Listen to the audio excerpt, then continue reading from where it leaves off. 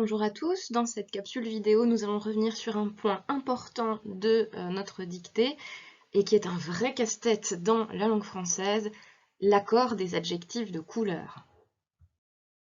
En effet, souvenez-vous, l'accord des adjectifs de couleur constituait le noyau de l'un des paragraphes entiers de la dictée et l'auteur, d'ailleurs Carole Martinez, exprimait ses propres difficultés à se souvenir des règles qui régissent l'accord des adjectifs de couleur. Alors, voilà l'orthographe exacte ou les accords corrects qu'il fallait trouver. Alors, rien à pastel, ni à indigo. En revanche, on accordait pourpre et vermeil, mais pas gris-perle. En tout cas, pas perle, gris évidemment, difficile de savoir si on accorde ou pas, puisqu'il s'écrit toujours avec un S. Et oui, l'accord des adjectifs de couleur n'est pas simple, truffé d'exceptions. On va revoir tout ça. Alors voilà la règle à retenir. Lorsque la couleur est exprimée par un nom commun, qui peut exprimer, ou qui peut en tout cas provenir d'un fruit, un végétal, une fleur, une plante, n'importe quoi, ou encore une matière, naturelle ou pas d'ailleurs, dans tous les cas, l'adjectif est invariable. En fait, il est un nom qui a été dévoyé de sa fonction de nom, et en cela, il a un accord perturbé, on va dire ça comme ça. Il est donc invariable. Pour essayer d'y voir plus clair, j'ai essayé de regrouper des exemples dans différentes catégories. D'abord, là, tout ce qui concerne la cuisine ou l'alimentaire. Essayez de vous souvenir que lorsqu'on qualifie une teinte d'abricot, aubergine, café, caramel, cerise, framboise, groseille, champagne, chocolat, citron, orange, crème, pistache, prune, grenat, safran, moutarde, olive, saumon, tomate ou noisette, et j'en passe. Bref, si vous pouvez la manger, essayez de le retenir de cette manière-là, ou la boire pour certains, eh bien, ça ne s'accorde pas. En fait, on est là dans la catégorie des invariables. De même, on pourra essayer de retenir que ce qui évoque les végétaux, la nature, les plantes de manière générale, hein, comme l'acajou, c'est un bois, je vous le rappelle, les marrons ou les châtaignes, l'ocre, les tilleuls, les coquelicots, le corail, paille ou l'azur du ciel, eh bien, cette évocation de la nature doit être un indice. Attention, attention, on n'accorde pas.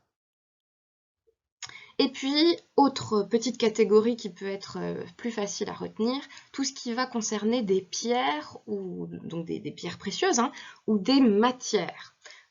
Côté matière, d'abord, pensons à l'ardoise, hein, ou la teinte ardoise, brique, rouille, hein, qui sont davantage des matières. Pastel et sépia, qui sont toutes les deux des matières à base de préparation, qui ne sont pas nécessairement naturelles en soi, hein, comme préparation, mais qui sont des matières puisque ce sont d'abord des pâtes que l'on prépare. De même pour l'indigo. L'or et l'argent, métaux précieux, et côté pierres précieuses, hein, qu'on appelle aussi des gemmes, émeraude, saphir et turquoise par exemple, mais il y en a bien d'autres, qui, là encore, ne s'accorderont pas. Bien qu'ils ne proviennent pas d'un nom commun, Carmin et Auburn sont arrangés eux aussi dans la catégorie des invariables, comme vous le voyez à l'écran. Aucun des deux ne prend de S.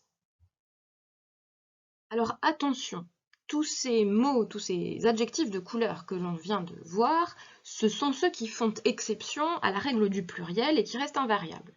Mais dans cette catégorie, il y a les exceptions, donc ceux qui font exception à l'exception. Ces exceptions sont au nombre de 6 et concernent bien des noms communs, hein, au départ, ou des adjectifs dérivés de noms communs, mais qui vont, eux, s'accorder rose, mauve, pourpre, fauve, écarlate et incarnat. Je vais vous donner ici une de mes petites astuces, parce que personnellement, j'ai beaucoup de mal à retenir ce genre d'exception. Il y a plusieurs techniques dans ces cas-là pour mémoriser. On peut par exemple inventer une petite histoire avec les 6 termes à retenir, les 6 exceptions en l'occurrence.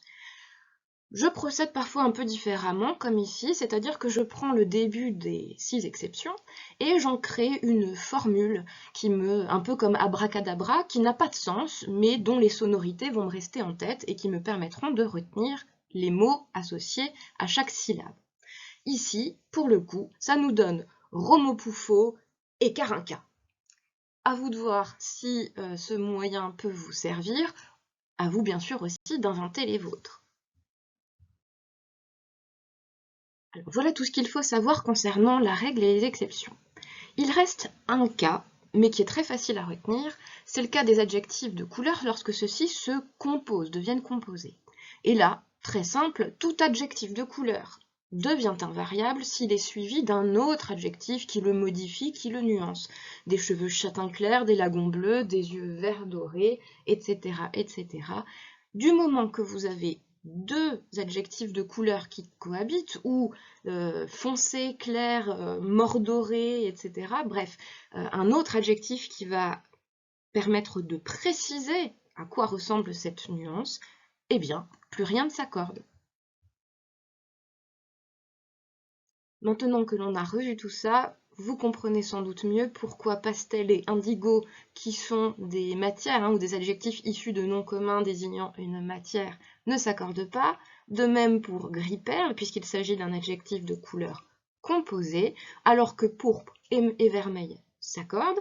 Vermeil fait partie des cas classiques qui prennent un S, s'accordent, et s'accordent d'ailleurs au féminin. Ici, tulle est un nom masculin, mais vermeil au féminin donne vermeil EI 2LE, S si le cas échéant c'est un pluriel à la fin. Quant à pourpre, eh bien, si vous vous souvenez de ma petite formule de tout à l'heure, le fameux Romo Puffo et Carinca, eh bien c'est le pouls de mon Romo Puffo, une des 6 exceptions. J'en ai fini avec l'accord des adjectifs de couleur, j'espère que c'était clair pour vous, et je vous donne rendez-vous pour une prochaine capsule vidéo.